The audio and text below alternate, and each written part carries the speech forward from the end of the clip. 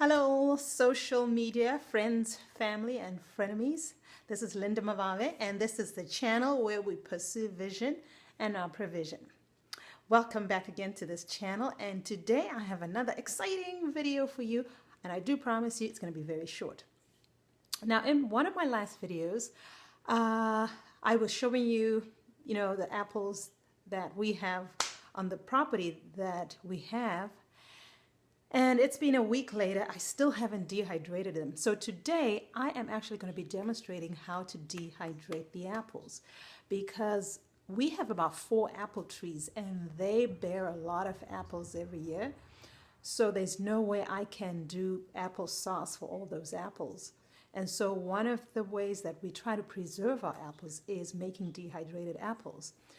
They're actually yummy. So often people ask me, well, how do you make dehydrated apples? Well, number one, I have a dehydrator. Yes, I have a dehydrator and it costs me a pretty penny. But I'm going to be showing you the dehydrator and just recommending the brand. Not because, I'm going to post any link or so. No, it's just one of those well-made USA brands. It's not made in China. It's actually made in the US, so you have to pay top dollar for it. So let's get started. As you can see, I do have the apples. So these apples are straight from our apple trees.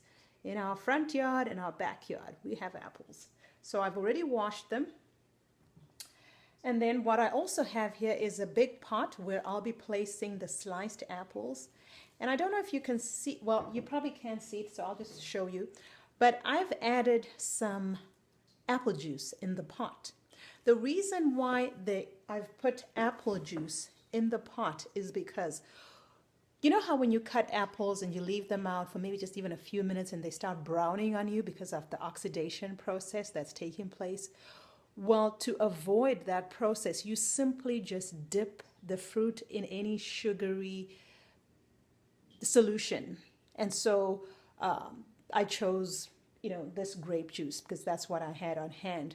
But you can also preserve with just like some lemon water, even just a dash of salt with some water. That will also preserve it and not allow that browning effects to start taking place as you peel your apples. So you definitely do want some juice. How much juice do I have in here? Very little. I probably have like maybe half a cup. The reason why I have half a cup is because you just want to coat the apples with the juice. It's not like you want to just, totally immerse the apples in juice. You don't necessarily have to do that at all. So in this amount, in this big pot, I just have, just half a cup. And then of course I have a cutting board and a knife. And of course, I did add a little bit of lemon juice to the juice, as well. And this is the dehydrator. Now you cannot see it from, you might not be able to detect the name, but it says here Excalibur. And it's one of the nicest brands on the market that I have seen of dehydrators. I know some of you are asking, well, how much is the cost of this dehydrator? This is what they call a 9-tray dehydrator. I don't know if I can open this. Okay, fantastic. As you can see, it has 9 trays. There are 9 trays. There are some dehydrators that come with maybe 5 trays. Some, I think, come with 4 trays. Of course, that's cheaper. But I think with the Excalibur brand, I think the most that they have of the trays is actually 9 trays. I don't think they have more than that. If they do, it's probably out there. And I'm saying, of course, I'm only talking about the Excalibur brand. There are other brands out there that have more trays. And also there are other brands out there that are even better than Excalibur, but Excalibur is one of the best on the markets, well known here in the US. So a lot of people like vegetarians, vegans who do dehydrating, they own an Excalibur. And as you can see, it comes with like this kind of mesh that you can use.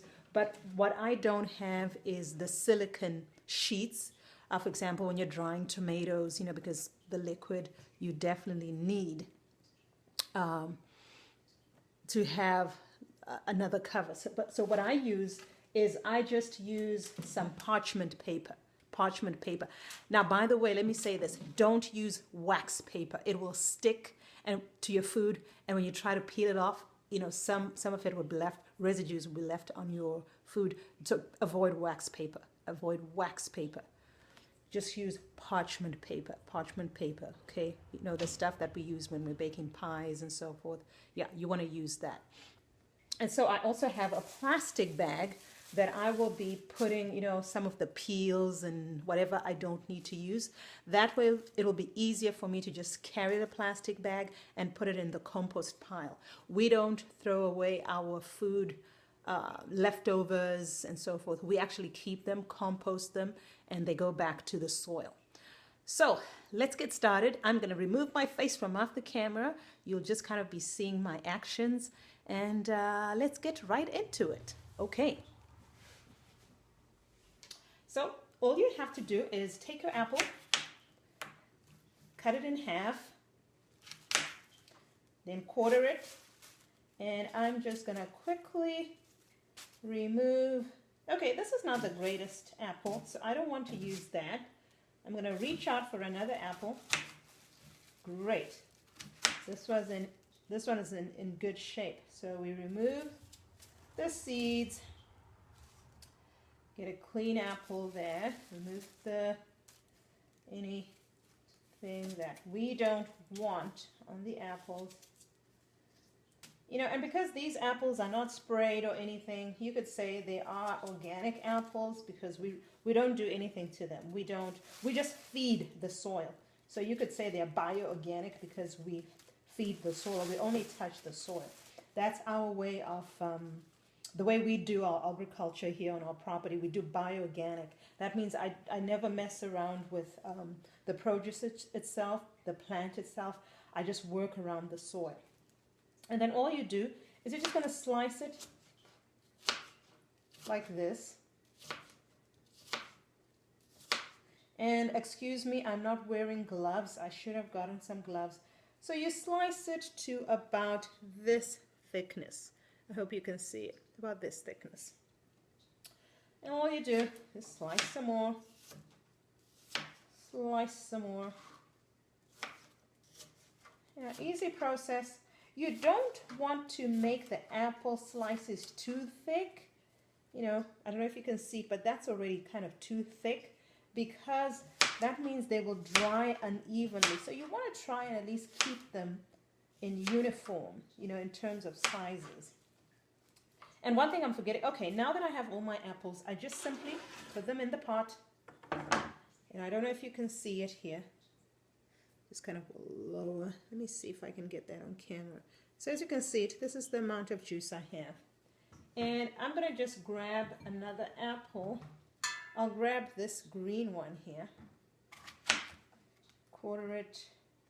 Okay, I don't want that. The moment they're kind of like dark inside, I can tell that, no, it's not a healthy apple. And I'll be honest with you, this is what happens when you are trying to do organic farming. You face a lot of challenges, because the nice apples out there, people spray their apples, but we don't. We don't spray our apples. So we can get bugs trying to destroy our apples. But the way we counteract that is we just grow. And I have my paper towel with me here in case I just need to wipe off my knife. And then I just simply cut it into more pieces. More pieces. Now normally, I work faster than this when I'm doing this because it's somewhat a little bit tedious, but hey, it pays off in the long run. Pays off in the long run. And again, simply, put more slices.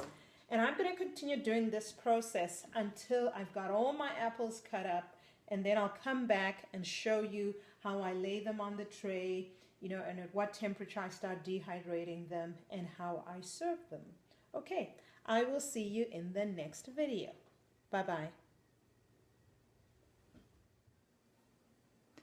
Anyway, I'm back, guys.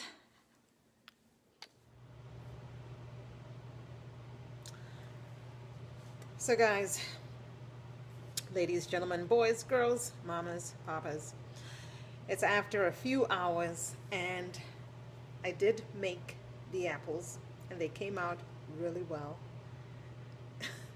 This jar was full. I had company come over and they ate almost the whole jar, and this is what I'm left with. I had to hide this little bit because I said I need to show all my subscribers how to finish off this product. So what are the best ways to store your dried apples? I prefer to put them in a mason jar. I think it's just much easier to access them. But another way of storage is you can put them in a Ziploc bag and actually just put them in the freezer.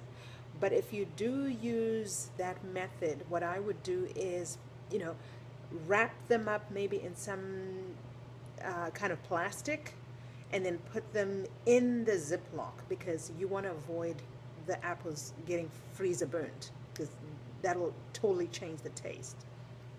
But like I said, I prefer a mason jar. It's just much easier to access. I can just go like this in the morning when I need to get one or two to eat and chew on.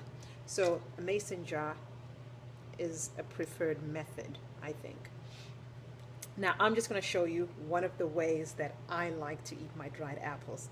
I usually will do this when my son is in bed. When I'm having one of those mummy moments and I'm eating, like a decadent, I shouldn't call it decadent, you know what I mean, not so healthy snack, midnight snack. So I'm going to show you one of the ways that I like to serve this. I like to use whipped cream. Now, if you're one of those health fanatics, save your digital ink. Don't write to me telling me how unhealthy this is. Hey, we all know this stuff is unhealthy, but once in a while, we like to eat it, right? So this is what I do, is I will scoop some of this stuff, put it in a bowl. I hope you can see the bowl. Ooh. Put it in a bowl like this. Add it to a bowl.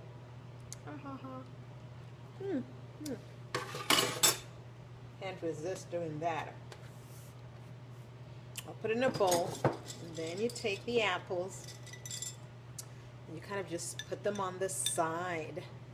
Now you guys, you have to see this. Let me hold the camera. I'm going to just hold the camera. See how the apples are in this little bowl? Let me hold it away a little bit. Yeah. So this is whipped cream with the apples. And so you just serve them like this, and when your guests come over, you give them the bowl and they dip this.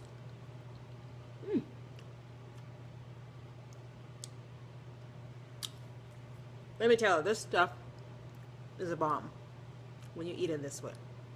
You're kind of combining the healthy and the not so healthy.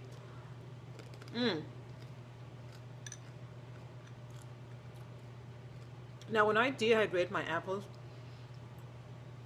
I don't like them to have a leathery texture. I like the brittle texture. So you can actually hear them go crunch, crunch, crunch in my mouth. I prefer a brittle texture. Guys, this is so good. This is what it looks like.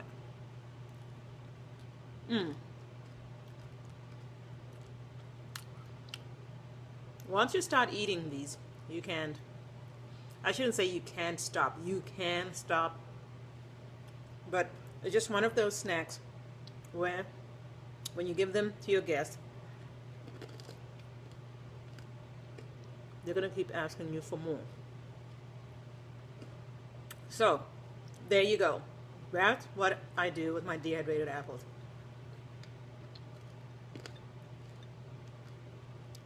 If you have any questions, any comments, please shoot me an email.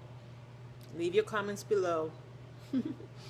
and I'll be more than happy to answer your questions.